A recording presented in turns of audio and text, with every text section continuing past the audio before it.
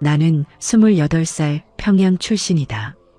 당 간부 40명을 속이고 김일성 대학 수석이라는 가짜 이름으로 북한 최상위 삶을 누리던 내가 결국 이 강가에 엎드리게 된 건 내가 만든 모든 거짓이 한꺼번에 무너지던 그 밤 때문이었다. 지금부터 내 생의 완벽한 프로젝트에 대해서 이야기해보려 한다. 평양의 가다를 찾아주셔서 감사합니다. 지금도 많은 탈북자들은 자유를 향해 위험을 감수하고 있습니다. 이들의 이야기가 더 많은 사람에게 전해질 수 있도록 구독과 좋아요로 응원해주세요. 그럼 이야기 시작합니다. 나는 태어날 때부터 얼굴이 문제였다. 문제라는 표현이 이상하게 들릴 수도 있겠지만 평양에서 여자의 외모가 지나치게 뛰어나다는 건 축복이기도 했고 동시에 끊임없는 위험의 씨앗이기도 했다. 내 뺨의 선이 너무 또렷하고 눈매가 너무 깊다는 이유로 어릴 때부터 어른들은 나를 이상한 시선으로 바라봤다. 어머니는 내가 12살이 되던 해부터 머리를 단정하게 묶어두라고 했고 웃을 때 치아가 너무 많이 보이면 안 된다고 했으며 걸을 때 허리를 너무 곧게 세우면 건방져 보인다고 했다. 그 말들이 쌓이면서 나는 내 몸을 숨기는 법보다 오히려 내 몸을 도구로 쓰는 법을 먼저 배워버렸다. 평양 중구역의 아파트에서 나는 어머니 그리고 남동생과 셋이 살았다. 아버지는 내가 10살이던 해에 함경북도 탄광 배치를 받은 뒤 명절에도 잘 오지 못했고 우리 가족은 사실상 어머니의 재봉 부업과 내가 잡마당에서 간간히 버는 돈으로 버텨왔다. 형편이 넉넉하지 않았지만 평양 호적을 가진 덕분에 우리는 지방 출신들이 누리지 못하는 최소한의 자존심을 유지할 수 있었다. 그 자존심이 문제였다. 자존심이 있는 사람일수록 더 높은 곳을 바라보게 되고 더 높은 곳을 바라볼수록 지금 서 있는 자리의 초라함이 더 뚜렷하게 보이기 때문이다. 내가 처음으로 신분을 조작하겠다는 생각을 한 건 22살 여름이었다. 그해 나는 인민보안서 산하행정보조직에 지원했다가 최종 단계에서 탈락했는데 그 이유가 학력이었다. 나는 평양 시내의 평범한 전문학교를 나왔고 경쟁자는 김일성 종합대학 출신이었다. 그 사람이 나보다 일을 잘한다거나 나보다 더 성실하다거나 나보다 더 충성스럽다는 근거는 어디에도 없었다. 단지 졸업장에 찍힌 학교 이름이 달랐을 뿐이었다. 그 순간 나는 이 사회가 사람을 보는 게 아니라 종이를 본다는 사실을 뼛속까지 이해했고 그렇다면 종이를 바꾸는 것이 가장 빠른 방법이라는 결론에 도달했다. 당시 장마당 뒷골목에는 온갖 서류를 만들어주는 사람들이 존재했다. 대부분은 출신 성분 세탁이나 군 복무 기록 수정 같은 작업을 했고 그보다 더 정교한 작업, 즉 명문대 졸업증명서나 당원 추천서 위조는 훨씬 높은 가격을 요구했다. 나는 6달에 걸쳐 돈을 모았고 어머니 몰래 장롱 깊숙이 숨겨둔 중국산 위안화를 꺼내 그 돈의 절반을 보탰다. 그리고 그해 겨울 나는 김일성 종합대학 경제학부 수석 졸업이라는 기록이 담긴 새 신분 서류 한 세트를 손에 쥐었다. 종이는 놀라울 만큼 정교했고 직인의 색깔까지 원본과 구분이 되지 않을 정도였다. 나는 그 서류를 처음 펼쳤을 때 손이 떨렸다는 것을 지금도 기억한다. 두려움 때문이 아니었다. 이것이 실제로 통할 수도 있겠다는 확신이 밀려왔기 때문이었다. 새 서류를 손에 넣은 뒤 나는 석 달 동안 아무것도 하지 않았다. 쓰지 않는 가짜 졸업장은 그냥 종이에 불과했지만 한 번이라도 사용하는 순간 그것은 돌이킬 수 없는 범죄가 되었다. 나는 그 경계선 위에서 오래 서 있었다. 그러다 어느 봄날 오후 인민위원회 청사 앞에서 우연히 마주친 한 여성 간부의 시선이 나를 밀어버렸다. 그녀는 내 얼굴을 한번 훑더니 어디 소속이냐고 물었고 나는 그 순간 처음으로 입을 열어 가짜 이름과 가짜 학교를 말했다. 그녀는 눈 하나 깜짝하지 않고 고개를 끄덕였다. 세상이 흔들렸다. 아무 일도 일어나지 않았다. 나는 그날 집에 돌아와 이불을 머리까지 뒤집어 쓰고 오랫동안 누워 있었는데 그것이 죄책감 때문인지 흥분 때문인지 스스로도 구분하기 어려웠다. 처음 간부를 정면으로 속인 건 그의 가을이었다. 계기는 단순했다.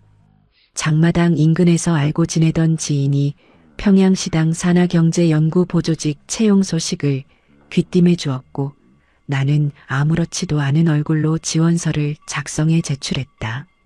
서류에는 김일성 종합대학 경제학부 수석 졸업이라는 문구가 단정하게 인쇄되어 있었고 내 사진은 단정한 단발머리에 흰 칼라가 올라온 인민복 차림이었다. 면접은 예상보다 빠르게 통과되었다. 면접관은 50살가량의 남성 간부였는데 그는 내 학력을 확인하는 질문보다 내 얼굴을 확인하는 시간이 더 길었다. 나는 그 시선을 읽었고 그 시선을 이용하는 것이 어렵지 않다는 사실을 그 자리에서 다시 한번 확인했다. 보조직이라고는 했지만 실제 업무는 상당히 구체적이었다.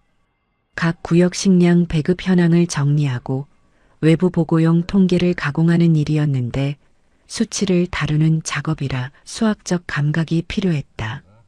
나는 실제로 전문학교에서 회계를 공부한 적이 있었기 때문에 이 부분에서는 전혀 무리가 없었고 오히려 같은 팀의 대학 출신 동료들보다 계산 속도가 빠르다는 평가를 받았다. 상사는 내게 수석 출신답다고 했다. 그 말이 우스웠지만 나는 단정하게 고개를 숙여 감사를 표했다. 실력이 가짜 학벌을 뒷받침해주는 이 구조가 오히려 나를 더 안전하게 만들어 주었다. 문제는 직위가 아니라 사람이었다. 사무실에 들어온 지 2달이 지나자 상급 간부들이 나를 주목하기 시작했고 그중 한 명이 직접적으로 접근해 왔다. 그는 시당 조직부 소속의 40대 중반 남성이었으며 배우자가 있는 사람이었다. 그는 내게 저녁을 함께 하자고 했고 나는 거절하면서도 그를 완전히 밀어내지는 않았다. 관계를 유지하는 것이 내 위장의 안전망이 되어준다는 계산이 이미 내 안에 자리 잡고 있었기 때문이었다. 나는 그 즈음부터 사람을 진심으로 대하는 것과 전략적으로 대하는 것을 구분하지 않게 되었는데 지금 돌이켜보면 그것이 내가 가장 조심해야 했던 변화였다. 그해 겨울이 되자 나는 이미 5명의 간부와 안면이 있었고 그들 모두는 내가 김일성 종합대학 수석 출신의 유능한 경제 전문가라고 믿었다. 모델처럼 고든 자태와 한치의 흐트러짐도 없는 말투가 그 믿음을 강화시켰다. 나는 점점 더 대담해졌다. 가짜 신분이 주는 불안감보다 그것이 열어주는 문의 크기가 훨씬 더 크게 느껴졌고 나는 그 문을 하나씩 밀며 안으로 들어가는데 익숙해졌다. 그 익숙함이 나를 안심시켰고 안심이 나를 결국 더 깊은 곳으로 끌어들였다. 한번 가면을 쓴 사람은 그 가면이 얼마나 무거워지는지를 처음에는 절대로 알지 못한다. 평양에서 최상위의 삶이란 배가 부르다는 의미가 아니었다. 그것은 어떤 줄을 잡고 있느냐의 문제였고 어떤 건물의 어떤 층에 발이 닿느냐의 문제였다. 내가 처음으로 그 층에 발을 들여놓은 건 2017년 이른 봄 평양 시내 중심부의 한 초대소 연회의 수행원 자격으로 따라가면서였다. 그 자리에는 당 간부와 군 고위직 그리고 외화벌이 기관의 간부들이 섞여 있었고 테이블 위에는 평소에는 구경조차 하지 못하는 음식들이 가득 놓여 있었다.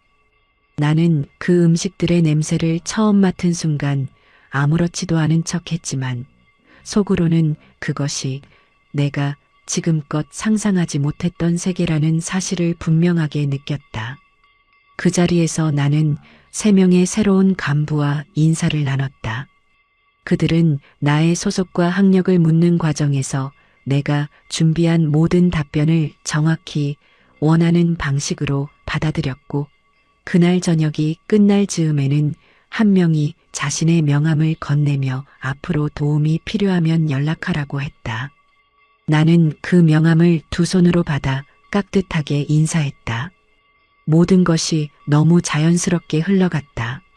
나는 그날 밤 집에 돌아오는 길에 어머니에게 사줄 수 있는 음식을 장마당에서 골랐는데, 연회 테이블에 올랐던 고기 요리와 비교되는 그 싸구려 두부 한 모가 갑자기 낯설게 느껴졌다. 그 낯설미 나를 무섭게 했지만 나는 그것을 들여다보지 않기로 했다. 이후 석 달 사이에 나는 비슷한 자리에 4번 더 참석했다. 매번 소개받는 사람이 늘었고 내 이름 앞에 붙는 수식어도 조금씩 두꺼워졌다. 어느 순간부터는 내가 먼저 초대를 받는 입장이 되었고 수행원이 아니라 손님으로 테이블에 앉는 일이 생겼다. 사람들은 내 외모와 학벌과 말투를 조합해서 이 여자는 범상치 않다는 결론을 스스로 내렸고 나는 그 결론을 부정할 이유가 없었다. 가짜라는 사실을 아는 사람은 나뿐이었고 그 사실은 오히려 나를 더 침착하게 만들었다. 알고 있는 사람이 거짓말을 할 때와 모르는 사람이 거짓말을 할 때의 차이는 눈동자의 움직임에서 가장 먼저 드러난다는 것을 나는 일찌감치 체득했다. 당 간부들과의 관계가 깊어지면서 나는 물질적으로도 달라지기 시작했다. 중국산 화장품이 생겼고 평양 시내에서는 흔히 볼 수 없는 짙은 색상의 외투가 생겼으며 한 간부는 내게 대동강 인근의 아파트 한 채를 소개해 주었다. 나는 그 아파트에 대한 권리를 실질적으로 누리지는 않았지만 그런 제안이 가능한 위치에 내가 있다는 사실 자체가 나를 흥분시켰다. 어머니와 동생이 살던 아파트에서 나는 여전히 똑같이 밥을 먹고 똑같이 잠을 잤지만 낮 동안 내가 걸어다니는 세계는 완전히 달라져 있었다. 두 개의 세계를 동시에 사는 사람은 결국 어느 쪽에서도 진짜가 될 수 없다는 것을 그때의 나는 아직 이해하지 못하고 있었다. 균열이 처음 생긴 건 그해 가을이었다. 내가 섬기던 간부들 중 한 명이 어느 날 아무런 예고 없이 조직부에서 퇴출되었고 그와 함께 내 이름이 그가 관리하던 서류 목록에 올라 있다는 사실이 나를 긴장시켰다. 다행히 직접적인 조사로 이어지지는 않았지만 나는 그날 처음으로 내가 구축한 이 모든 것이 단 한 사람의 추락으로 함께 무너질 수 있다는 것을 실감했다. 손이 차가워졌고 밥이 넘어가지 않았으며 그날 밤 나는 두만강이라는 단어를 머릿속으로 처음으로 떠올렸다. 평양에서 최상위의 삶이란 배가 부르다는 의미가 아니었다. 그것은 어떤 줄을 잡고 있느냐의 문제였고 어떤 건물의 어떤 층에 발이 닿느냐의 문제였다. 내가 처음으로 그 층에 발을 들여놓은 건 2017년 이른 봄 평양 시내 중심부의 한 초대소 연회의 수행원 자격으로 따라가면서였다. 그 자리에는 당 간부와 군 고위직 그리고 외화벌이 기관의 간부들이 섞여 있었고 테이블 위에는 평소에는 구경조차 하지 못하는 음식들이 가득 놓여 있었다. 나는 그 음식들의 냄새를 처음 맡은 순간 아무렇지도 않은 척했지만 속으로는 그것이 내가 지금껏 상상하지 못했던 세계라는 사실을 분명하게 느꼈다. 그 자리에서 나는 3명의 새로운 간부와 인사를 나눴다. 그들은 나의 소속과 학력을 묻는 과정에서 내가 준비한 모든 답변을 정확히 원하는 방식으로 받아들였고 그날 저녁이 끝날 즈음에는 한 명이 자신의 명함을 건네며 앞으로 도움이 필요하면 연락하라고 했다. 나는 그 명함을 두 손으로 받아 깍듯하게 인사했다. 모든 것이 너무 자연스럽게 흘러갔다. 나는 그날 밤 집에 돌아오는 길에 어머니에게 사줄 수 있는 음식을 장마당에서 골랐는데 연회 테이블에 올랐던 고기 요리와 비교되는 그 싸구려 두부 한 모가 갑자기 낯설게 느껴졌다. 그 낯설미 나를 무섭게 했지만 나는 그것을 들여다보지 않기로 했다. 이후 석 달 사이에 나는 비슷한 자리에 4번 더 참석했다. 매번 소개받는 사람이 늘었고 내 이름 앞에 붙는 수식어도 조금씩 두꺼워졌다. 어느 순간부터는 내가 먼저 초대를 받는 입장이 되었고 수행원이 아니라 손님으로 테이블에 앉는 일이 생겼다. 사람들은 내 외모와 학벌과 말투를 조합해서 이 여자는 범상치 않다는 결론을 스스로 내렸고 나는 그 결론을 부정할 이유가 없었다. 가짜라는 사실을 아는 사람은 나뿐이었고 그 사실은 오히려 나를 더 침착하게 만들었다. 알고 있는 사람이 거짓말을 할 때와 모르는 사람이 거짓말을 할 때의 차이는 눈동자의 움직임에서 가장 먼저 드러난다는 것을 나는 일찌감치 체득했다.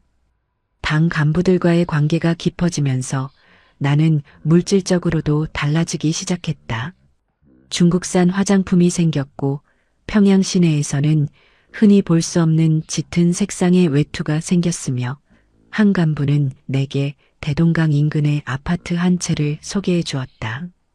나는 그 아파트에 대한 권리를 실질적으로 누리지는 않았지만 그런 제한이 가능한 위치에 내가 있다는 사실 자체가 나를 흥분시켰다.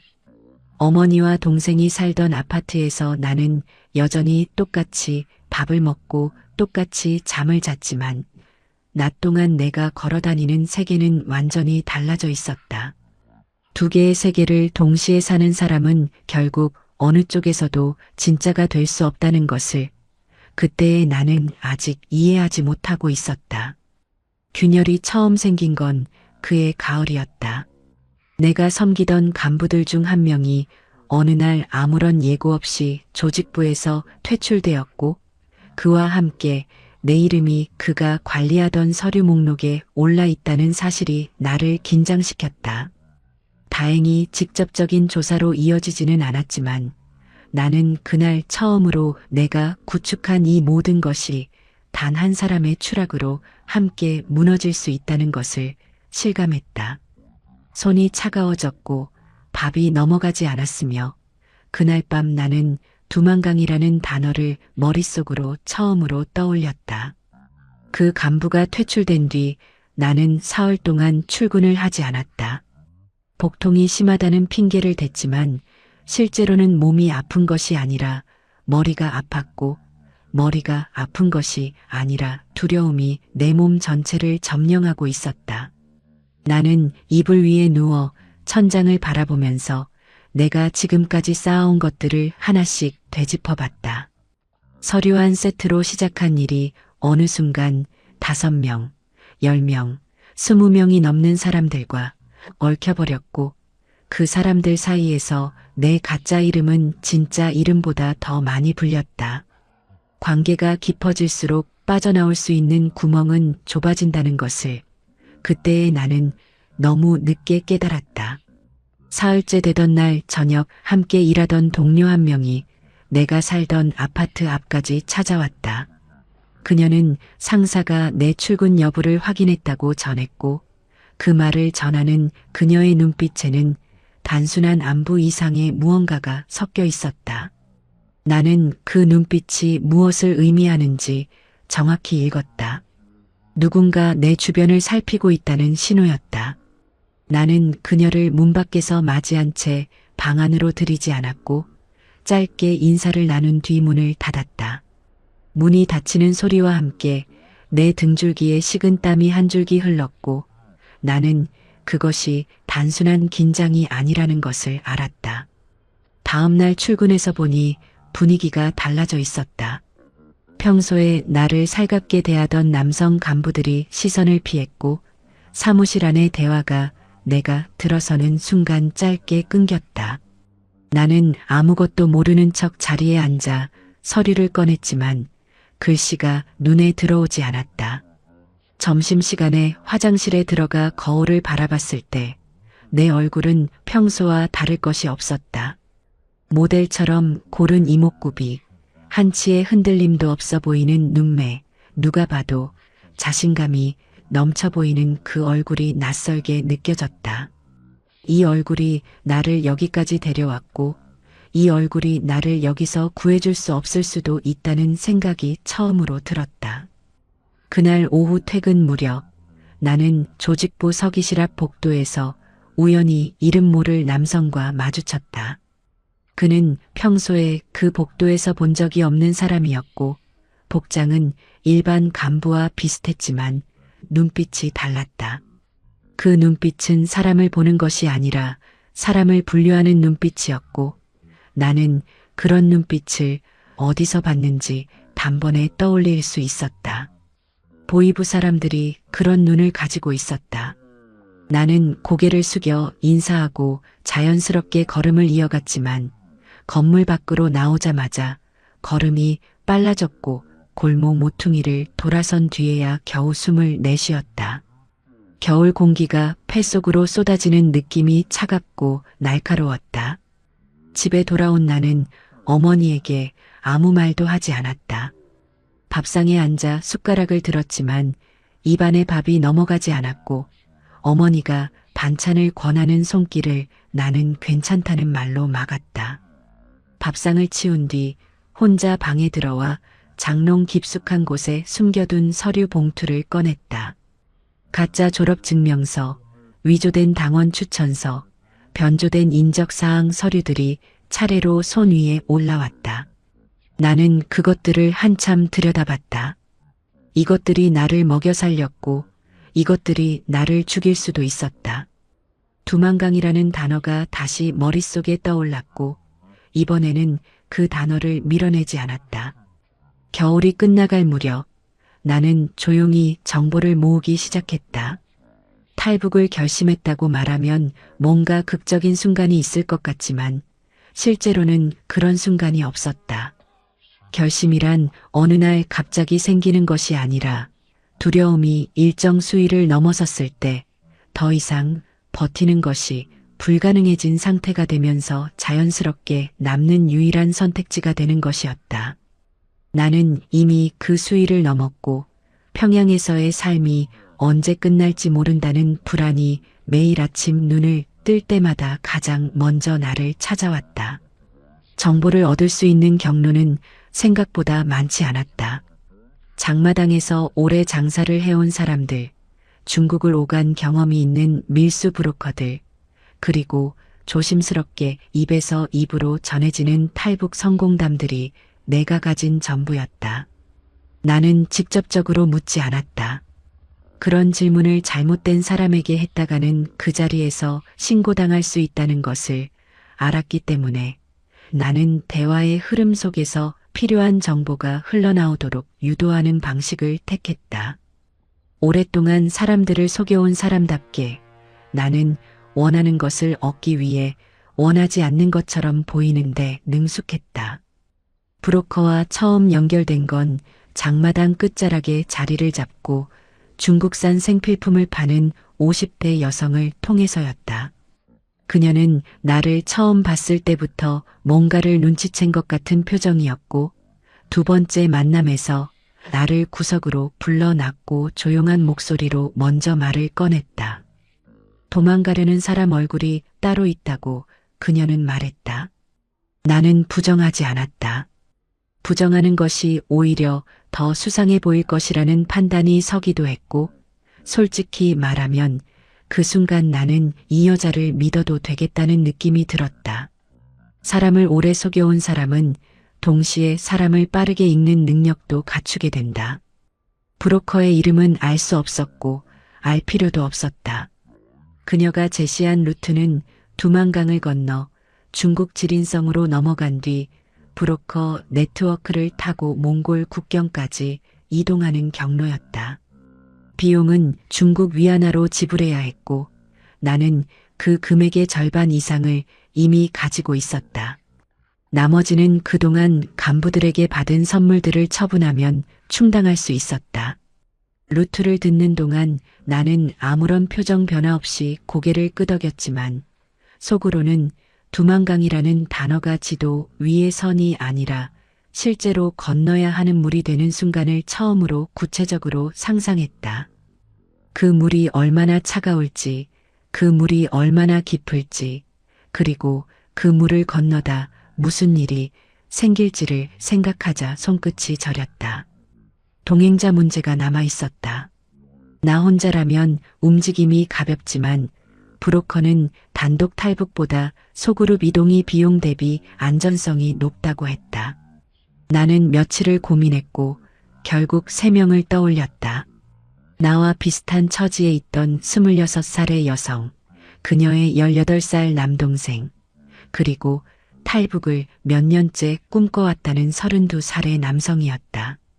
이들에게 말을 꺼내는 것이 또 다른 위험이었지만 나는 이미 선택의 여지가 줄어든 사람이었다. 봄이 오기 전에 움직여야 한다는 것을 나는 뼈로 느끼고 있었다. 세 사람에게 탈북 이야기를 꺼내는 데는 각각 다른 방식이 필요했다. 26살의 여성, 나는 그녀를 편의상 민주라고 부르겠다. 그녀는 내가 먼저 말을 꺼내기도 전에 울음을 터뜨렸는데 그 눈물이 무서워서인지 반가워서인지 나는 처음에 구분하지 못했다. 그녀는 오래전부터 이 생각을 혼자 품고 있었다고 했고 말할 수 있는 사람이 없어서 가슴 안에 눌러두고 살았다고 했다. 나는 그 말을 들으면서 이 사람은 데려가도 된다고 판단했다. 이미 결심이 서 있는 사람은 흔들리지 않는다. 민주의 남동생은 달랐다. 18살의 그 아이는 처음에 겁부터 냈고 나라를 배신하는 것이 두렵다고 했다. 나는 그 말을 듣고 잠시 침묵했다가 이 나라가 너를 배신한 적이 없느냐고 물었다. 아이는 대답하지 못했고 나는 더 이상 설득하지 않았다. 강요로 데려간 사람은 위기 앞에서 가장 먼저 무너진다는 것을 나는 알고 있었기 때문에 며칠 뒤 그가 스스로 찾아와 가겠다고 했을 때 나는 그제야 그를 그룹에 포함시켰다. 스스로 선택한 사람과 끌려온 사람은 같은 강을 건너도 다른 발로 건넌다. 32살의 남성은 가장 복잡한 경우였다. 그는 탈북을 오래 꿈꿨다고 했지만 동시에 평양에 두고 가야 할 것들이 많은 사람이었다. 어머니가 있었고 1년째 사귀어온 여자친구가 있었으며 작은 장사를 통해 겨우 안정을 찾아가던 삶이 있었다. 나는 그에게 그것들을 버릴 수 있느냐고 직접적으로 물었다. 그는 대답하는 데 긴 시간이 걸렸고 결국 버리는 게 아니라 나중에 데려오는 것이라고 스스로를 설득했다. 나는 그 대답이 완전한 대답이 아니라는 것을 알았지만 그것이 그가 줄 수 있는 최선이라는 것도 알았다. 4명이 처음으로 한자리에 모인 건 평양 외곽의 한빈 창고 근처였다. 브로커가 지정한 장소였고 각자 따로 이동해서 모이는 방식이었다. 나는 가장 늦게 도착했고 나머지 셋이 이미 어두운 골목 안에 모여 있는 것을 멀리서 확인한 뒤에야 걸음을 옮겼다. 4사람이 한자리에 모이자 공기가 달라졌다. 각자 따로 있을 때는 개인의 두려움이었던 것이 함께 모이는 순간 집단의 무게가 되었다. 아무도 말하지 않았지만 나는 그 침묵 속에서 이 사람들이 이제 나를 믿기로 했다는 것을 느꼈고 그 믿음이 나를 무겁게 눌렀다.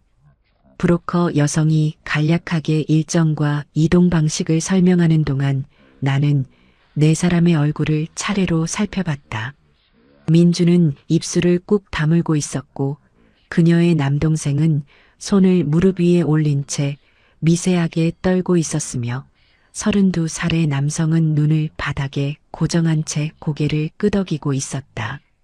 3사람 모두 각자의 방식으로 두려움을 누르고 있었고 나는 그 두려움을 내 것으로도 느꼈다. 이 사람들의 목숨이 내 판단에 달려 있다는 사실이 처음으로 실감나게 다가온 순간이었다. 창고 벽 너머로 바람소리가 낮게 울렸고 어디선가 개 짖는 소리가 멀리서 들려왔다가 사라졌다. 떠나기 사흘 전 나는 평소와 똑같이 출근했다. 사무실에 앉아 서류를 정리하고 점심에는 동료들과 구내식당에서 밥을 먹었으며 퇴근할 때는 내일 보자는 인사를 건네고 건물 밖으로 나왔다. 아무것도 달라진 것이 없는 것처럼 보였지만 내 안에서는 모든 것이 이미 끝나 있었다. 그 건물을 다시는 보지 못할 것이라는 사실을 알면서 건물을 나서는 사람의 발걸음이 어떤 것인지 그것은 겪어보지 않으면 설명할 수 없는 종류의 감각이었다. 발이 땅에 닿는 느낌이 평소보다 선명했고 건물의 외벽 색깔이 유독 뚜렷하게 눈에 들어왔다. 그날 저녁 나는 어머니와 둘이 밥을 먹었다. 어머니는 평소와 다름없이 반찬 투정을 하셨고 남동생 얘기를 꺼내셨으며 이웃집 아줌마가 어쩌고 하는 이야기를 하셨다. 나는 그 모든 말을 듣고 또 들으면서 대답을 이어갔는데 눈앞에 앉아 있는 어머니의 얼굴을 있는 그대로 바라보는 것이 힘들어서 자꾸 시선을 다른 데로 돌려야 했다. 어머니는 내가 뭔가 이상하다는 것을 눈치채지 못하신 것 같았다. 아니면 눈치채셨지만 묻지 않으신 것일 수도 있었다.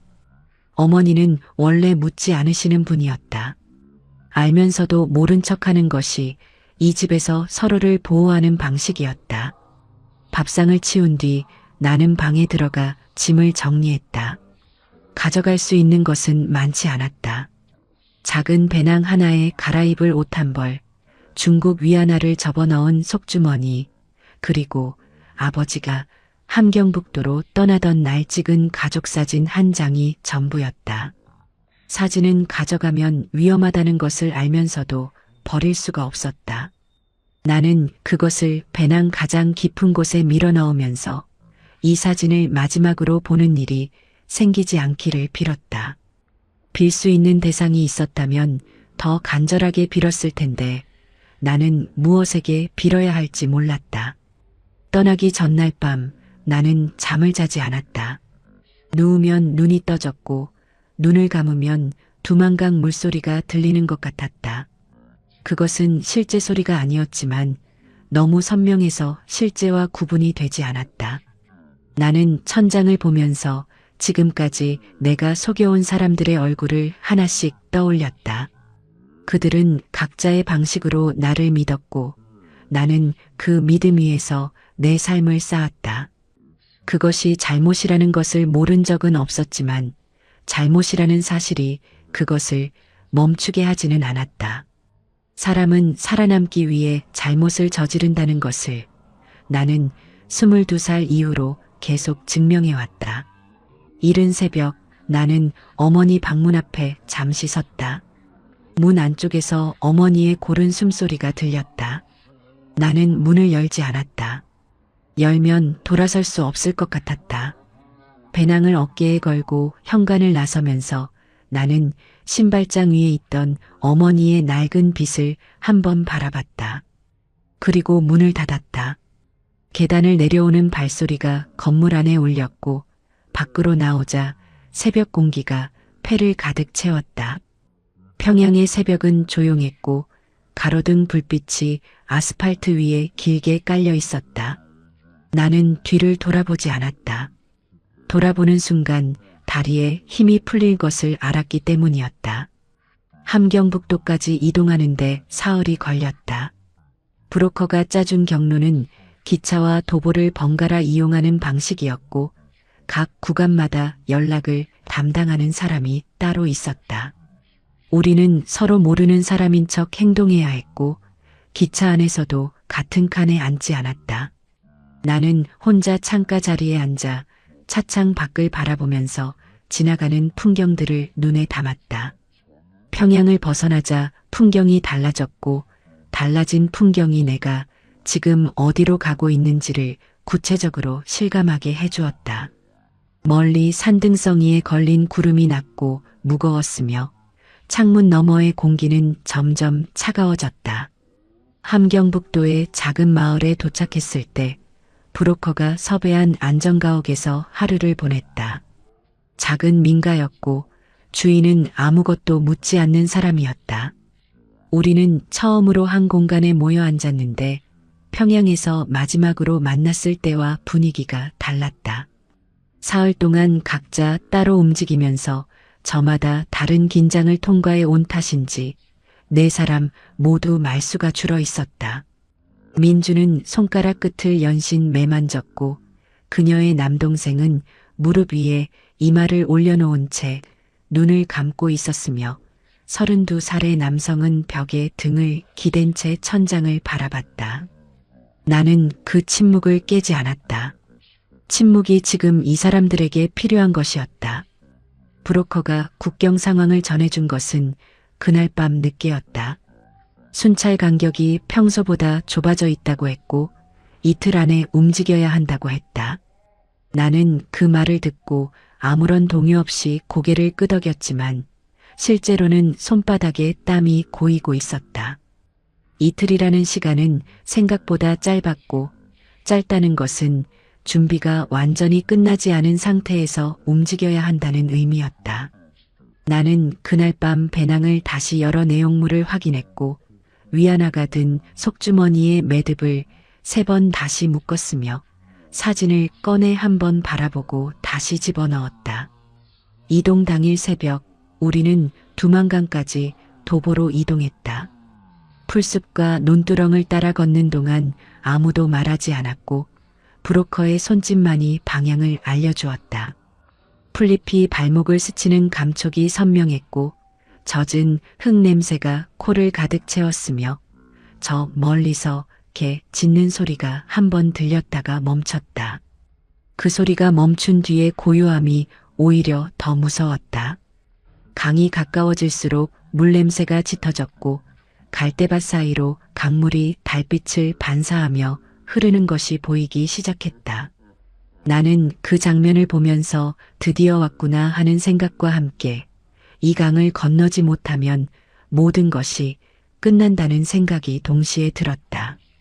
갈대밭 안에 엎드려 기다리는 동안 맞은편 강기슭에서 손전등 불빛 2줄기가 천천히 수면을 훑쳤다. 순찰이었다. 브로커는 손으로 엎드리라는 신호를 보냈고 우리 넷은 동시에 진흙 속으로 몸을 낮췄다. 차가운 땅의 냉기가 배를 통해 올라왔고 풀잎 사이로 손전등 불빛이 가까워지는 것이 보였다. 나는 숨을 최대한 느리게 쉬면서 그 불빛이 멀어지기를 기다렸다. 심장 소리가 귀 안에서 울렸고 옆에 엎드린 민주의 떨리는 숨소리가 아주 가까이서 들렸다. 불빛이 천천히 강 상류 쪽으로 이동했고 어둠이 다시 내려앉았다. 브로커가 지금이라는 손짓을 보냈다. 강물은 생각보다 깊었고 생각보다 빨랐다. 첫 발을 강에 내딛는 순간 차가움이 발목을 넘어 무릎까지 순식간에 올라왔고 물살이 예상보다 강하게 옆으로 잡아당겼다. 나는 균형을 잡으면서 천천히 앞으로 나아갔고 뒤에서 따라오는 사람들의 발소리가 물속에서 낮게 울리는 것을 느꼈다. 강 한가운데쯤 왔을 때 물은 허리를 넘어 가슴까지 차올랐고 배낭을 머리 위로 들어 올려야 했다. 팔이 떨렸다. 차가운 물에 근육이 굳어가는 느낌이 팔 전체에 퍼졌고 나는 그 팔을 내릴 수 없었다. 강 중간 지점에서 브로커가 잠깐 멈추라는 신호를 보냈다. 맞은편 강기슭 방향에서 엔진 소리가 희미하게 들려왔기 때문이었다. 우리는 강 한복판에서 물속에 선 채로 움직임을 멈췄다. 물살이 허리를 계속 밀어냈고 나는 발바닥으로 강바닥의 돌을 잡듯이 버티면서 자리를 유지했다. 엔진 소리는 점점 가까워졌다가 다시 멀어지는 것 같았고 그 소리가 완전히 사라지기까지 우리는 그 자리에서 강물에 잠긴 채 숨을 참았다. 시간이 얼마나 지났는지 알 수 없었다. 물속에 서 있는 동안 시간은 늘어나는 것이 아니라 통째로 멈추는 것 같았다. 엔진 소리가 완전히 사라지자 브로커가 다시 앞으로 이동하라는 신호를 보냈다. 나는 숨을 내쉬면서 다시 걸음을 옮겼는데 그 순간 뒤에서 낮고 짧은 소리가 들렸다. 민주의 남동생이었다. 그 아이가 발을 헛디뎌 물속에 한쪽 무릎을 짚었고 배낭이 물에 잠기는 소리가 났다. 나는 반사적으로 돌아서서 그 아이의 팔을 잡았고 힘을 주어 끌어올렸다.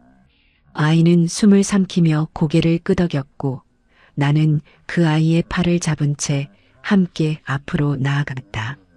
팔 두 개가 물 위로 배낭을 들어올리는 자세가 불안정했지만 놓을 수 없었다. 맞은편 강기슭의 흙이 발바닥에 닿는 순간은 아무런 감동이 없었다. 땅이 느껴졌고 물이 허리에서 배꼽으로, 배꼽에서 무릎으로 내려갔으며 갈대밭 안으로 몸을 밀어넣고 엎드렸을 때 비로소 온몸에서 힘이 빠지는 느낌이 왔다. 감동이 없었던 것이 아니라 감동을 느낄 여유가 없었다. 차가운 옷이 몸에 붙어 있었고 이가 맞부딪히는 소리가 내 귀에 들렸으며 진흙 냄새가 코 전체를 가득 채웠다. 나는 고개를 들어 뒤를 돌아봤다. 두만강의 수면이 달빛을 받아 조용히 흘렀고 강 너머의 북한 땅이 어둠 속에 잠겨 있었다. 브로커가 빨리 이동하라는 신호를 보냈고 우리는 갈대밭을 벗어나 어둠 속의 좁은 길로 접어들었다. 젖은 옷이 몸에 달라붙어 걸을 때마다 차가운 천이 살갗을 스쳤고 민주는 이를 악물고 걸었으며 그녀의 남동생은 떨리는 다리를 끌듯이 움직였다. 32살의 남성은 아무 말 없이 뒤를 따랐다.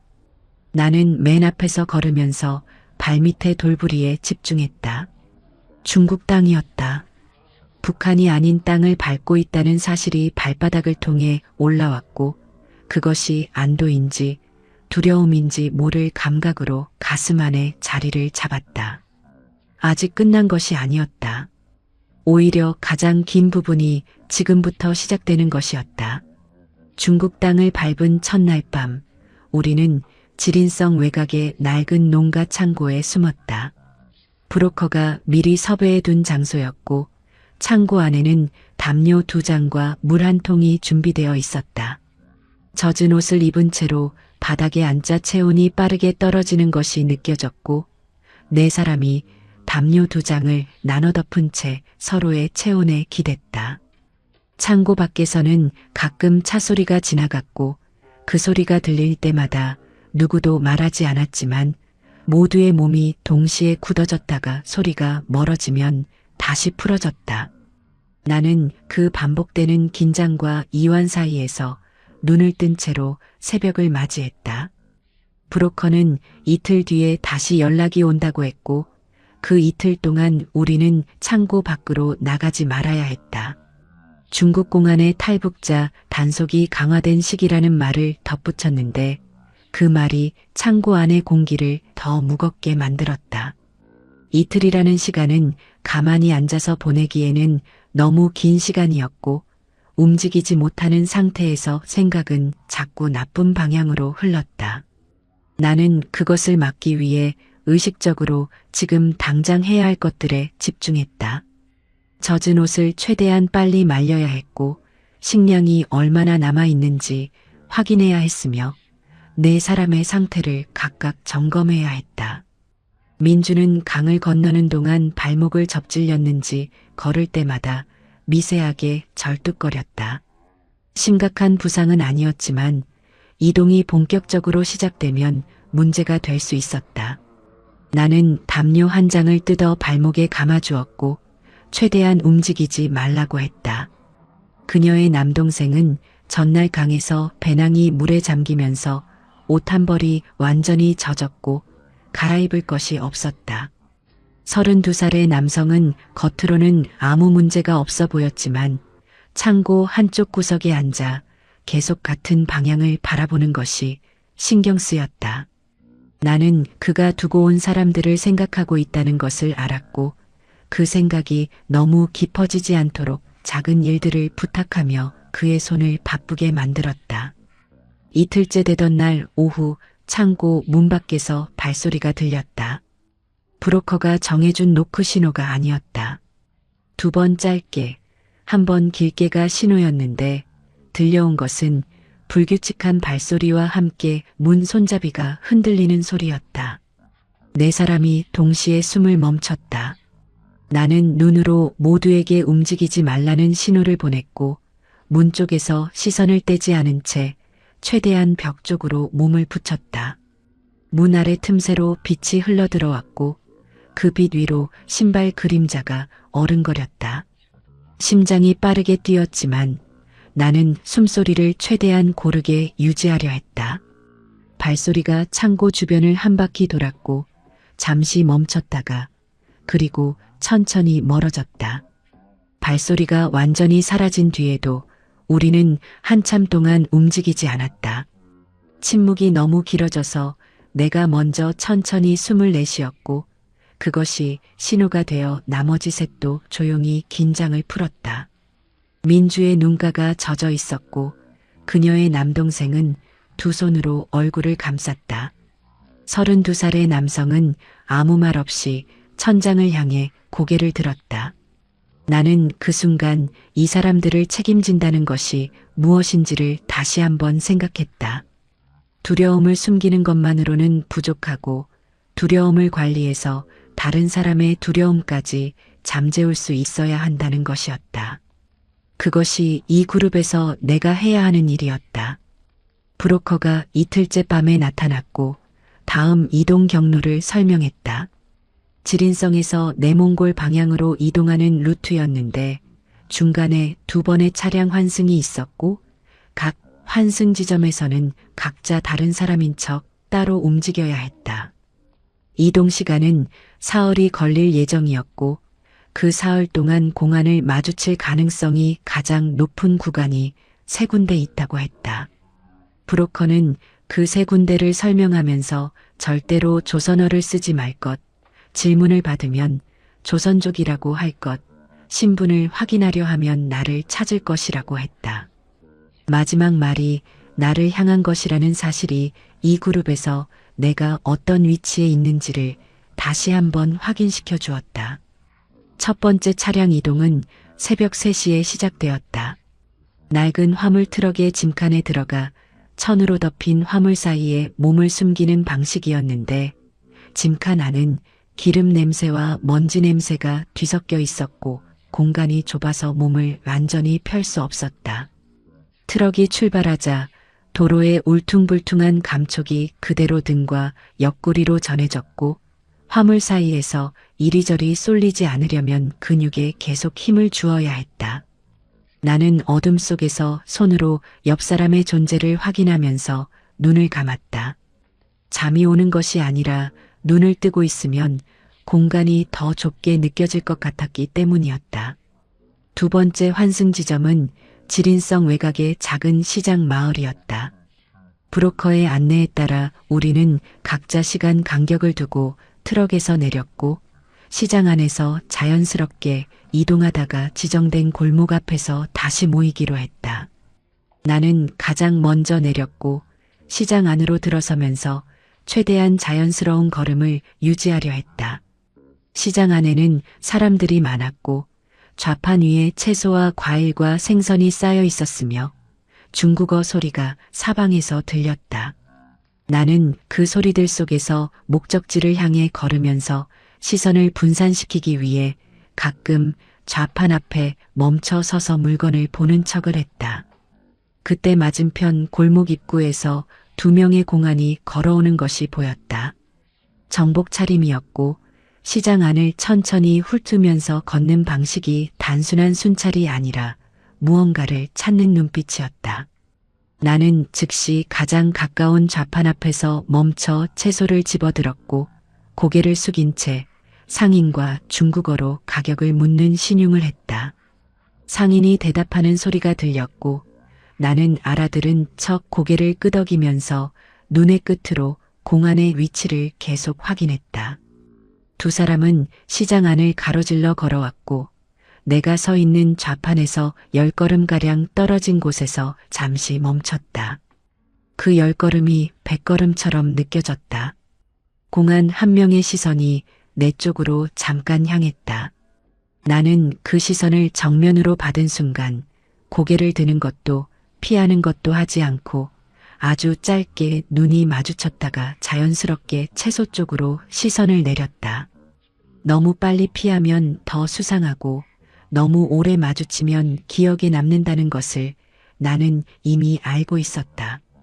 공안은 나를 한번 보고 옆으로 시선을 옮겼고 두 사람은 다시 걸음을 이어가 시장 반대편 출구로 빠져나갔다. 나는 손에 들고 있던 채소를 내려놓으면서 아주 천천히 숨을 내쉬었다. 지불도 하지 않고 채소를 들었다가 내려놓는 것이 이상하게 보일 수 있었지만 지금은 그것보다 중요한 것이 있었다.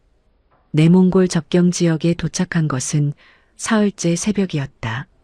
마지막 차량이 우리를 내려준 곳은 도로도 없고 건물도 없는 황무지 입구였고 브로커는 여기서부터는 걸어서 이동해야 한다고 했다.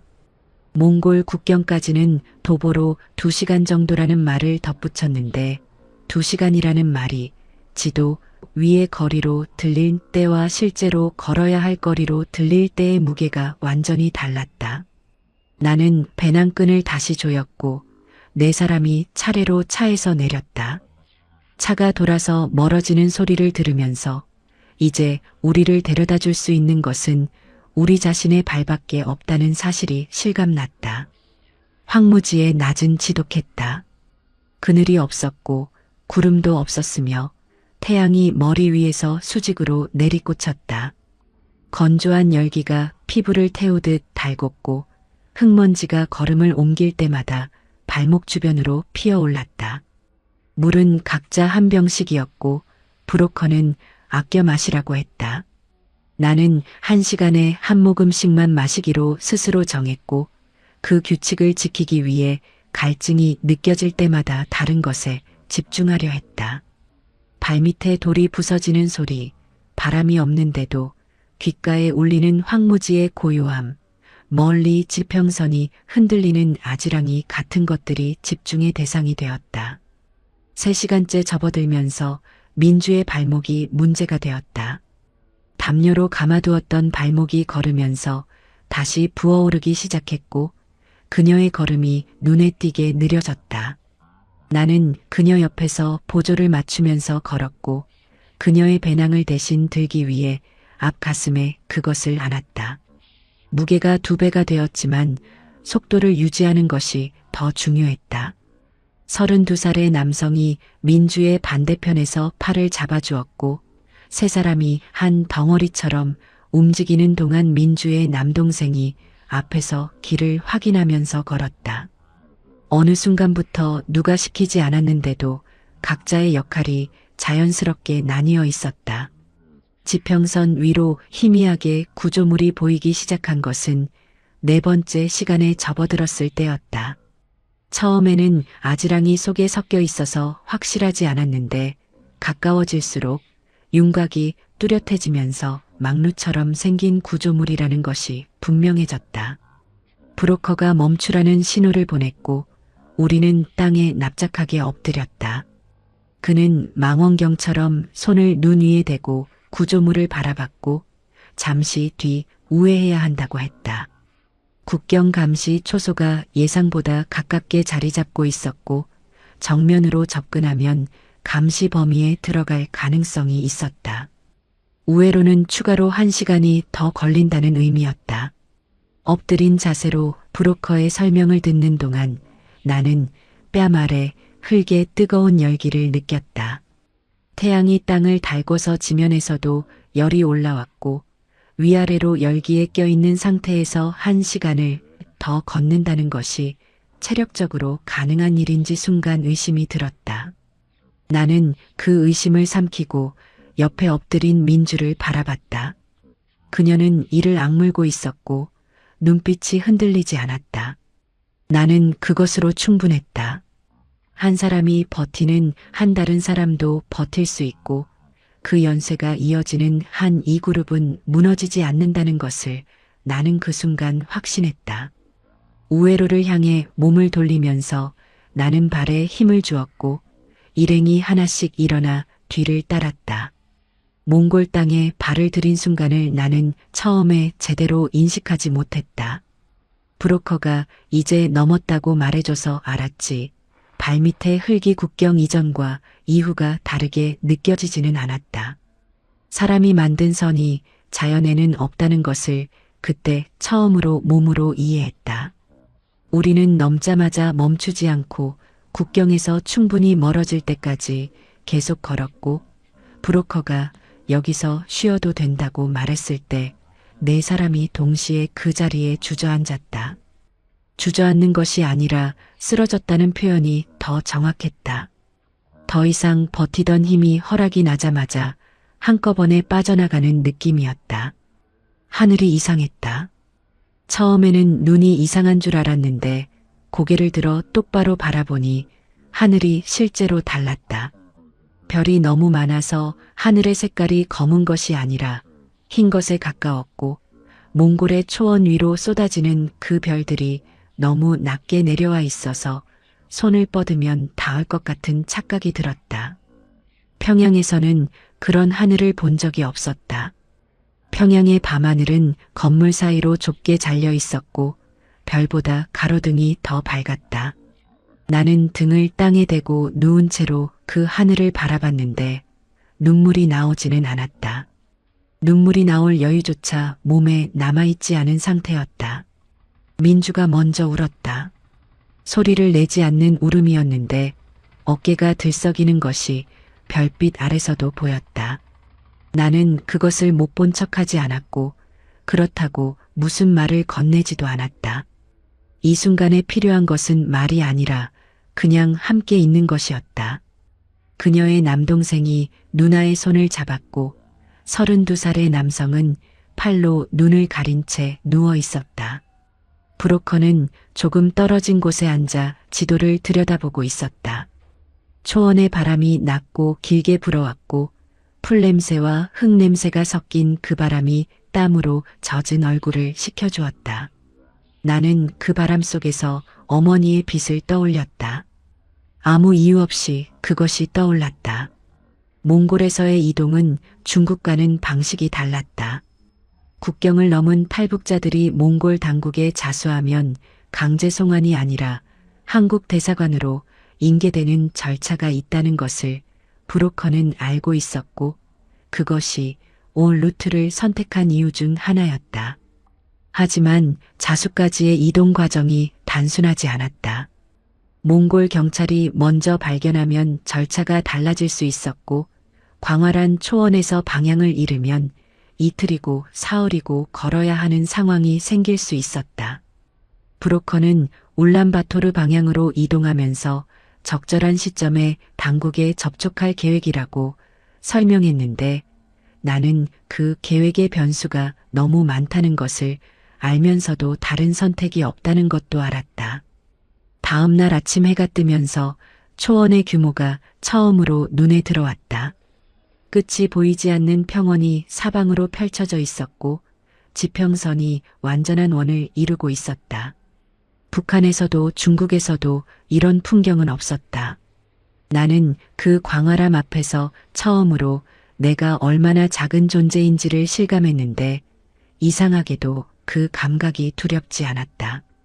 작다는 것이 때로는 추적당하기 어렵다는 의미이기도 했고 이 드넓은 땅 위에서 네 사람은 어디서든 숨을 수 있을 것 같았다.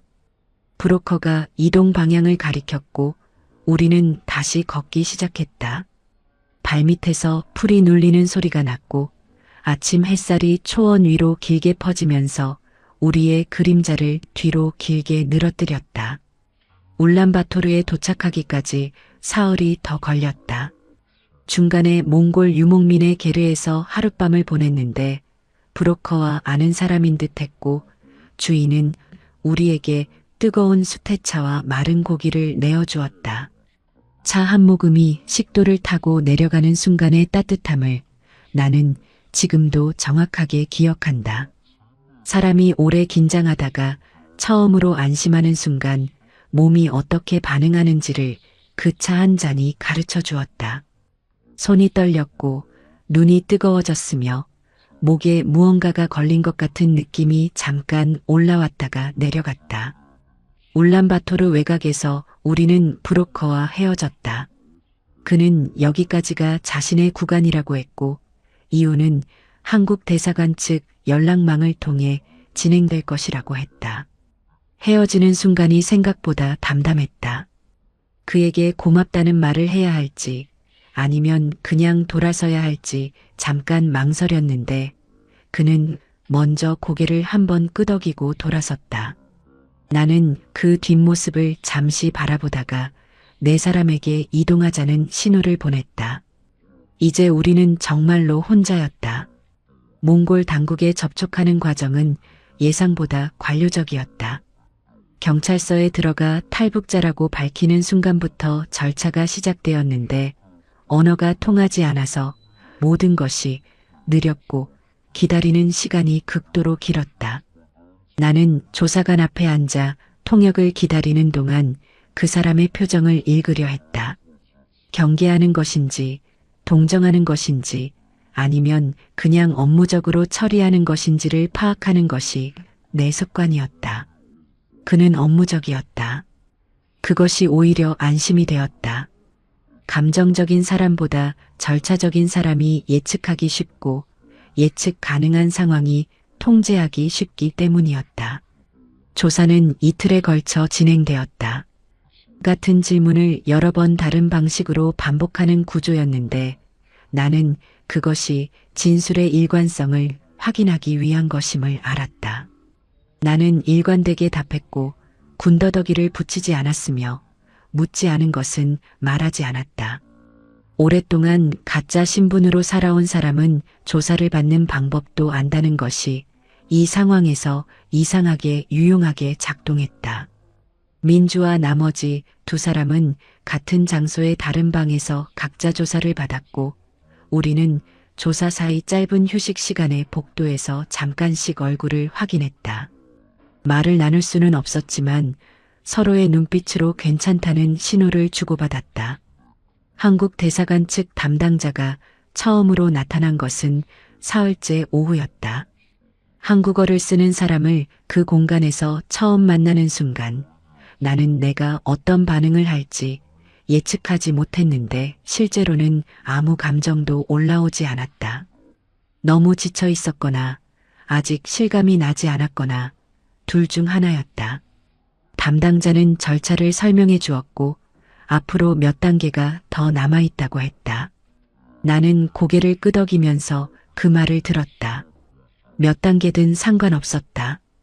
두만강을 넘은 사람이 서류 절차를 두려워할 이유는 없었다.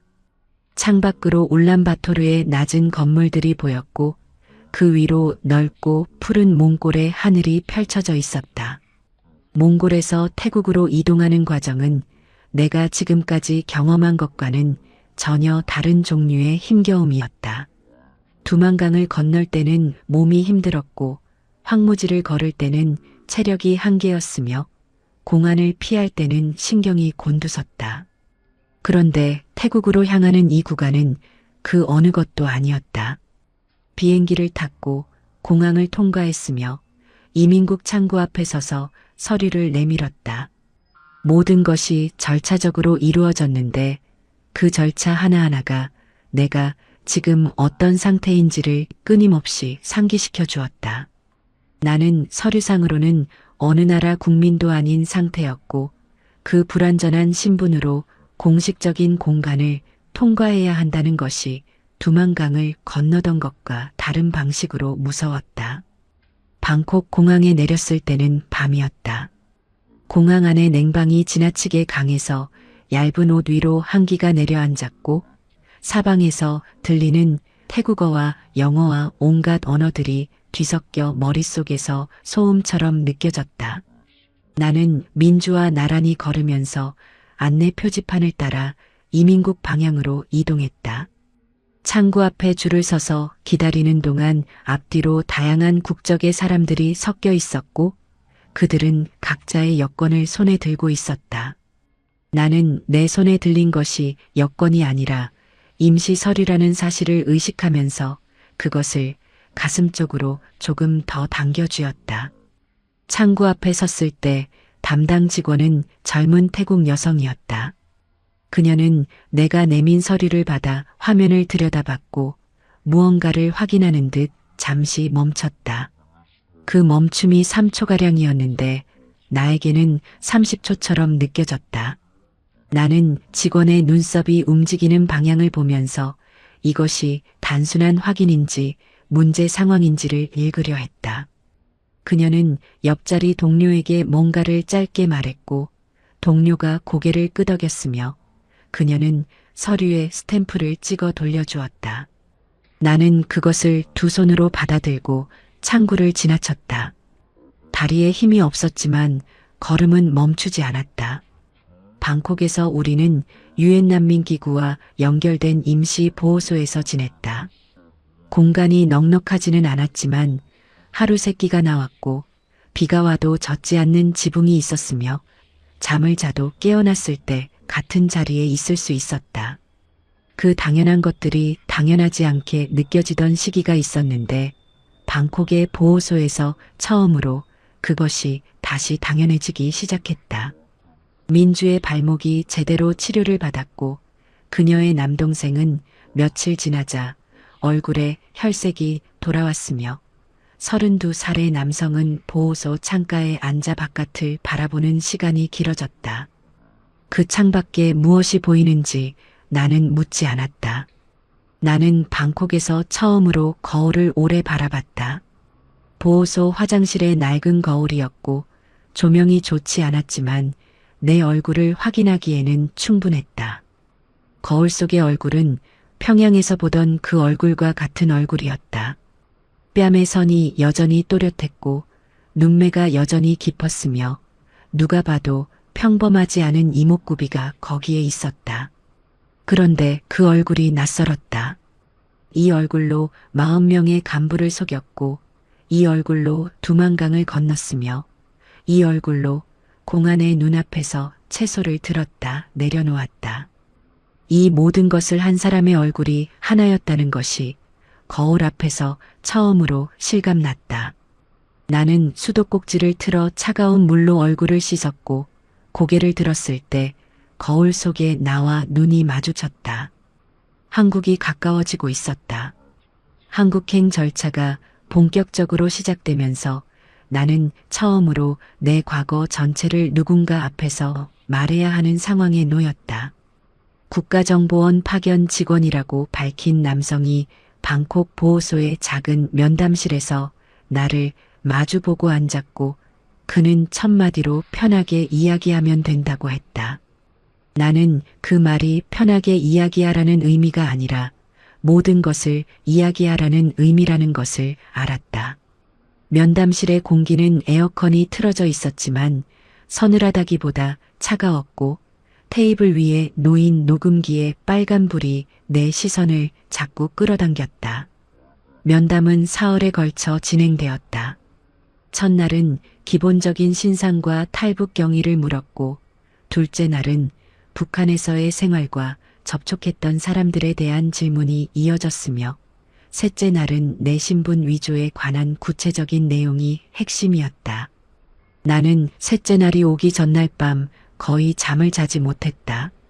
신분 위조는 북한에서의 범죄였지만 그것을 한국의 조사관 앞에서 어떻게 진술해야 하는지가 불분명했고 숨기는 것이 나중에 더 큰 문제가 될 수 있다는 것을 알면서도 전부 드러내는 것이 두려웠다.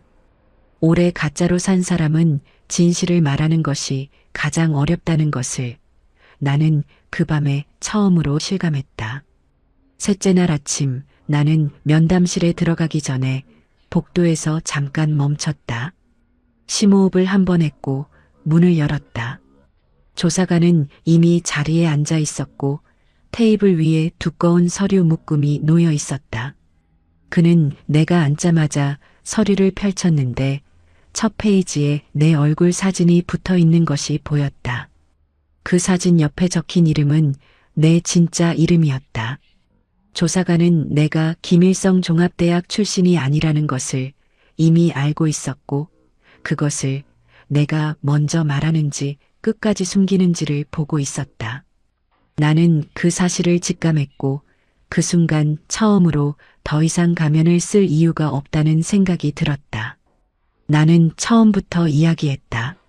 22살에 취업 탈락을 경험한 것, 장마당 뒷골목에서 브로커를 찾은 것, 위안화를 모아 서류를 맞춘 것, 그리고 그 서류 한 장이 열어준 문들과 그 문 너머에서 만난 사람들을 하나씩 말했다. 조사관은 중간에 끊지 않았다. 그는 메모를 하면서 들었고 표정을 드러내지 않았으며 내가 멈추면 계속하라는 듯 고개를 끄덕였다. 나는 말하면서 이상한 감각을 경험했다. 처음으로 내가 실제로 살았던 삶을 내 목소리로 말하고 있다는 감각이었는데 그것이 고백인지 해방인지 구분하기 어려웠지만 말을 멈추고 싶지 않았다. 면담이 끝난 뒤 조사관은 이렇게 말했다. 한국에 오면 다시 심층 조사가 있을 것이고 신분 위조에 관한 부분은 별도로 검토될 것이라고. 그리고 덧붙였다. 솔직하게 말해준 것이 도움이 될 것이라고. 나는 그 말을 듣고 면담실을 나왔는데 복도에 나서는 순간 다리에서 힘이 빠지는 느낌이 왔다. 나는 복도 벽에 등을 기대고 잠시 서 있었다. 태국의 습한 공기가 보호소 건물 안까지 스며들어 있었고 멀리서 방콕의 소음이 낮게 들려왔다. 나는 그 소음 속에서 눈을 감았고 오랫동안 그 자리에 서 있었다. 인천공항에 내린 것은 새벽 5시였다. 비행기에서 내려 터미널로 이어지는 통로를 걸으면서 나는 내가 지금 어디를 걷고 있는지를 계속 스스로에게 확인했다. 한국이었다. 북한이 아니었고 중국이 아니었으며 몽골도 태국도 아니었다. 두만강을 건넌 날로부터 5달이 지나 있었고 그 5달이 내 삶에서 가장 긴 5달이었는지 가장 짧은 5달이었는지 나는 아직 판단하지 못하고 있었다. 통로 천장의 조명이 밝고 균일했으며 바닥이 깨끗하게 닦여 있었고 사람들이 각자의 방향으로 빠른 걸음으로 움직이고 있었다. 입국 심사를 통과하면서 담당 직원이 내 서류를 확인하는 시간이 다른 승객들보다 길었다. 나는 그 앞에 서서 조용히 기다렸는데 공항 전체에 깔린 낮은 소음과 안내 방송 소리와 캐리어 바퀴 소리가 한꺼번에 귀로 들어왔다. 직원은 무언가를 화면에서 확인한 뒤 다른 직원을 불렀고 두 사람이 잠깐 이야기를 나눴다. 나는 그 장면을 보면서 또 분석하려 했다. 문제인지 절차인지를 읽으려 했는데 두 번째 직원이 나에게 이쪽으로 와달라고 말하는 한국어를 들은 순간 분석이 멈췄다. 한국어였다. 내가 태어나서 쓰던 언어와 가장 가까운 말이 공식적인 공간에서 나를 향해 쓰이는 것이 이상하게 낯설었다. 별도 안내 데스크에서 기다리는 동안 민주와 남동생이 나란히 옆에 앉았다. 32살의 남성은 조금 떨어진 의자에 혼자 앉아 있었는데 그의 시선이 공항 바닥 어딘가에 고정되어 있었다. 나는 그가 지금 어디를 보고 있는지 알았다. 그가 남겨두고 온 평양의 어떤 장면을 보고 있었다. 나는 그에게 아무것도 말하지 않았다. 그 시선을 방해하는 것이 오히려 더 나쁠 것 같았다. 민주는 손을 무릎 위에 가지런히 올려놓은 채 공항 안을 천천히 둘러보고 있었고 그녀의 남동생은 눈이 휘둥그레진 채로 면세점 불빛을 바라봤다. 담당 직원이 나타나 절차를 설명해 주었다. 하나원이라는 정착 지원 시설에서 일정 기간 교육을 받은 뒤 사회로 나가게 된다는 내용이었다. 나는 고개를 끄덕이면서 그 말을 들었는데 하나원이라는 단어가 처음에는 그냥 단어로만 들렸다가 조금씩 의미를 갖기 시작했다. 앞으로 살아갈 곳이 생긴다는 의미였고, 절차가 있다는 것은 나를 위한 공간이 준비되어 있다는 의미였다. 나는 평양에서 가짜 공간을 만들어 그 안에서 살았고, 이제는 진짜 공간으로 들어가게 되는 것이었다. 그 차이가 어떤 감각으로 올 것인지를 나는 아직 알지 못했다. 공항 유리창 너머로 새벽이 밝아오고 있었다. 인천의 하늘이 짙은 남색에서 회색으로 바뀌어가는 것이 보였고, 활주로 위의 조명들이 아직 켜져 있었다. 나는 그 창 앞에 잠깐 서서 밖을 바라봤다. 두만강을 건넌 날 밤에 차가운 물이 떠올랐고, 몽골 초원에서 바라보던 별이 떠올랐으며, 방콕 화장실 거울 앞에서 마주쳤던 내 얼굴이 떠올랐다. 그리고 어머니의 빛이 떠올랐다. 빛 하나가 신발장 위에 놓여있던 그 아침이 내가 마지막으로 진짜 나로 존재했던 순간이었다는 생각이 처음으로 들었다. 하늘이 조금 더 밝아졌고 나는 창에서 시선을 떼어 다시 안쪽으로 걸어 들어갔다. 하나원에 들어온 첫날, 나는 내 이름을 진짜 이름으로 써야 한다는 사실이 가장 먼저 어색했다. 서류에 이름을 기재하는 칸이 나왔을 때 나는 펜을 들고 잠깐 멈췄다. 몇 년 동안 다른 이름을 써왔고 그 다른 이름이 내 진짜 이름보다 더 많이 불렸으며 어떤 의미에서는 그 이름이 더 나를 잘 설명하는 이름이 되어 있었다. 나는 펜을 내리고 진짜 이름 석자를 천천히 썼다. 글씨가 약간 떨렸는데 손이 떨린 것이 아니라 이름이 떨린 것 같은 느낌이었다. 하나원의 일과는 규칙적이었다. 아침에 일어나 밥을 먹고 교육 프로그램에 참여하고 저녁에는 자유시간이 주어졌다. 한국 사회의 기본적인 구조와 제도를 설명해주는 수업이 있었고 금융과 교통과 의료 시스템을 안내하는 시간도 있었다. 나는 그 수업들을 들으면서 이것이 내가 앞으로 살아가야 할 세계의 언어라는 것을 의식했다. 북한에서 배운 세계의 언어와 전혀 달랐지만 배우는 것 자체는 두렵지 않았다. 나는 원래 배움을 통해 환경을 바꾸는데 익숙한 사람이었으니까. 민주와 나는 같은 방을 썼다. 그녀의 발목은 제대로 된 치료를 받아 많이 나아졌고 절뚝거림이 거의 사라졌다. 그녀는 하나원 생활에 빠르게 적응하는 편이었는데 수업 시간에 질문을 많이 했고 직원들과 짧은 대화를 나누는 것도 어색해하지 않았다. 그녀의 남동생은 같은 건물 남성구역에 머물렀고 식사 시간에 마주칠 때마다 얼굴이 조금씩 밝아지는 것이 보였다. 32살의 남성은 하나원에 온 뒤로 말수가 더 줄었는데 그것이 적응의 과정인지 아직 두고 온 것들에 묶여 있는 것인지를 나는 판단하지 않았다. 사람마다 속도가 다르다는 것을 나는 이미 알고 있었다. 나를 가장 어렵게 한 것은 교육도 절차도 아니었다. 밤이었다. 하나원의 방은 조용했고 조명을 끄면 완전한 어둠이 왔으며 그 어둠 속에서 생각이 가장 선명해졌다. 낮 동안은 수업과 사람들과 일과가 있어서 생각이 분산되었지만 밤에는 막을 것이 없었다. 어머니를 생각했고 남동생을 생각했으며 내가 속였던 사람들을 생각했다. 그들이 나의 탈북 이후 어떤 상황에 놓였는지를 알 수 없었고 그 모름이 때로는 알보다 더 무거웠다. 나는 그 무게를 안고 자려고 했고 잠이 오지 않는 밤에는 천장을 바라보면서 내가 앞으로 이 무게를 어떻게 할 것인지를 생각했다. 어느 날 오후 자유시간에 나는 하나원 마당에 나갔다. 겨울이 들어서고 있었고 공기가 차가웠으며 하늘이 낮고 회색이었다. 경기도의 겨울 하늘이 평양의 겨울 하늘과 비슷하게 느껴졌는데 그 유사함이 이상하게 위안이 되었다. 같은 하늘이었다. 내가 어디에 있든 위에는 같은 하늘이 있었고 그 하늘 아래 어머니도 있을 것이었다. 나는 마당 한가운데 서서 하늘을 올려다봤고 차가운 공기가 폐를 가득 채우는 것을 느꼈다.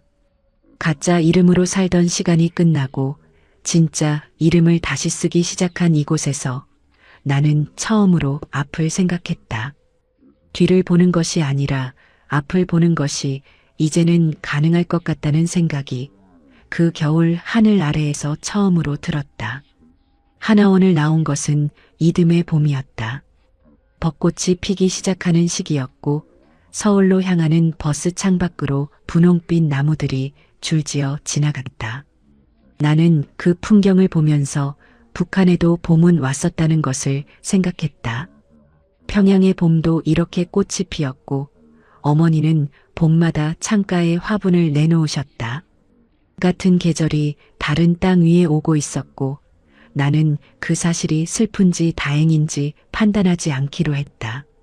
지금 당장 내 앞에 놓인 것들에 집중하는 것이 우선이었고 감정을 분류하는 일은 나중으로 미룰 수 있었다.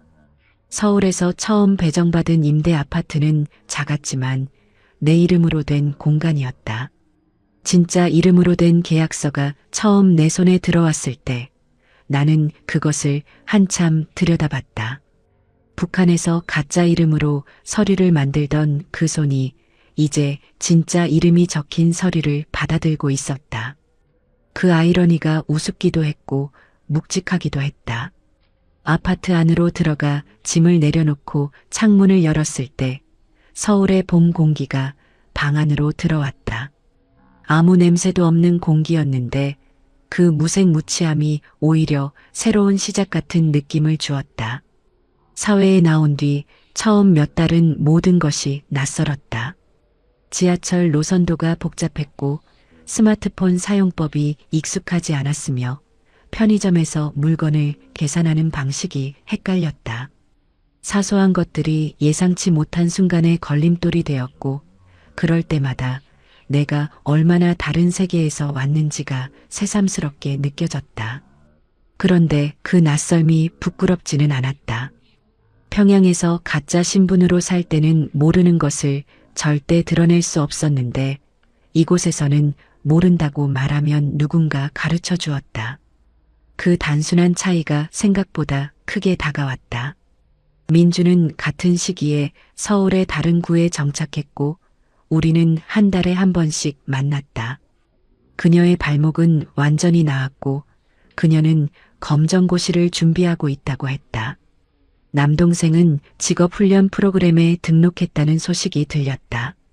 32살의 남성은 연락이 뜸했는데 민주를 통해 전해들은 바로는 경기도 어딘가에서 일을 시작했다고 했다. 두만강을 함께 건넌 사람들이 각자의 속도로 각자의 방향을 찾아가고 있었다. 그것이 맞는 일이라는 것을 나는 알았고 그래서 그 거리를 억지로 좁히려 하지 않았다. 내가 처음으로 한국에서 혼자 밥을 해먹은 날 나는 된장찌개를 끓였다. 어머니가 자주 끓이던 방식과 비슷하게 해보려 했는데 맛이 달랐다. 재료가 달랐고 물이 달랐으며 내 손맛이 어머니의 손맛이 아니었다. 나는 그 찌개를 먹으면서 울었는데 이상하게도 기분이 나쁘지 않았다. 눈물이 나는 것이 나약함이 아니라 내가 아직 살아있다는 신호처럼 느껴졌다. 평양에서 가면을 쓰고 살던 시절에는 울지 않았다. 울 틈이 없었고 울면 흔들린다는 것을 알았기 때문이었다. 서울의 작은 부엌에서 혼자 찌개를 먹으면서 우는 것은 내가 이제 흔들려도 되는 곳에 있다는 의미였다. 지금 나는 32살이다. 서울의 한 카페에서 이 이야기를 정리하면서 창밖으로 사람들이 지나다니는 것을 바라보고 있다. 그들은 각자의 방향으로 걷고 있고 각자의 속도로 움직이고 있으며 서로의 존재를 크게 의식하지 않은 채 같은 거리를 공유하고 있다. 나는 그 장면을 볼 때마다 이것이 자유라는 것의 가장 일상적인 모습이라는 생각을 한다.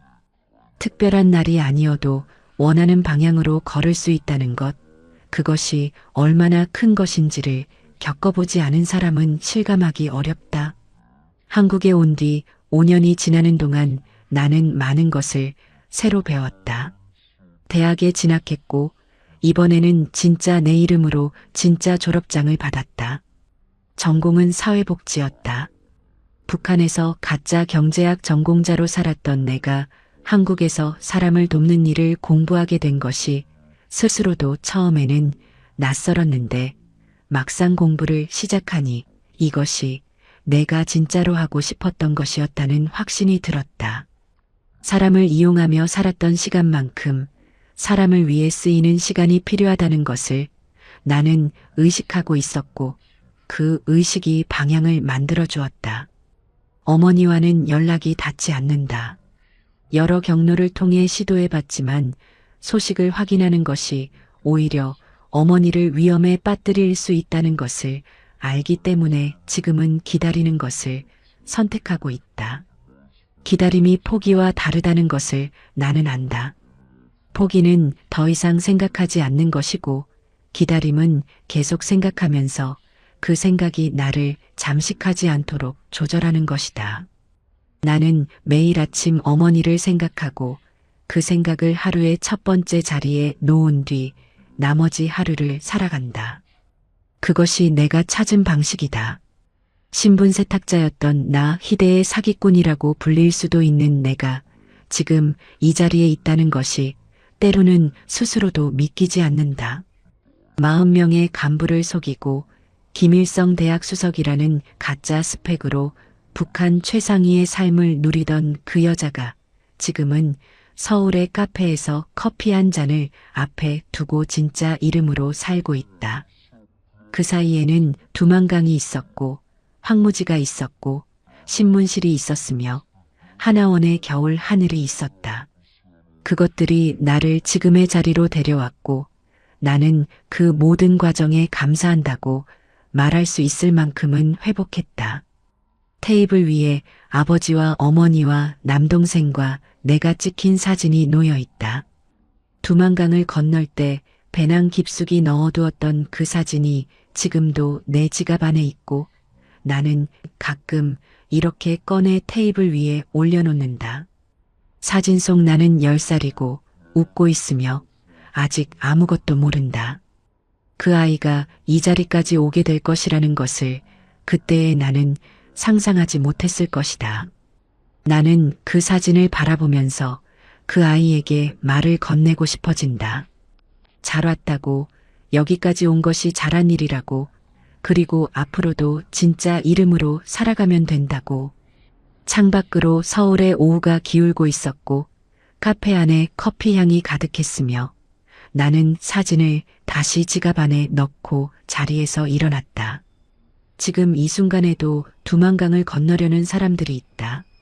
어둠 속에서 강물 소리를 들으며 엎드려 있는 사람들이 있고 중국 시장 골목에서 공안의 시선을 피하고 있는 사람들이 있으며 몽골 초원에서 별을 올려다보며 걷고 있는 사람들이 있다. 그들은 저마다 다른 이유로 그 자리에 있지만 자유를 향해 움직이고 있다는 점에서 같다. 나는 그 사실을 잊지 않으려 한다. 내가 서울의 카페에서 커피를 마실 수 있는 것이 당연한 일이 아니라는 것을, 그것이 수많은 선택과 두려움과 강물을 건넌 결과라는 것을 매일 기억하려 한다. 가짜 이름으로 살았던 시간이 부끄럽지 않다고 말하면 거짓말이다. 그 시간은 분명히 잘못된 방식이었고 내가 속인 사람들에게 미안한 마음이 없다고도 말할 수 없다.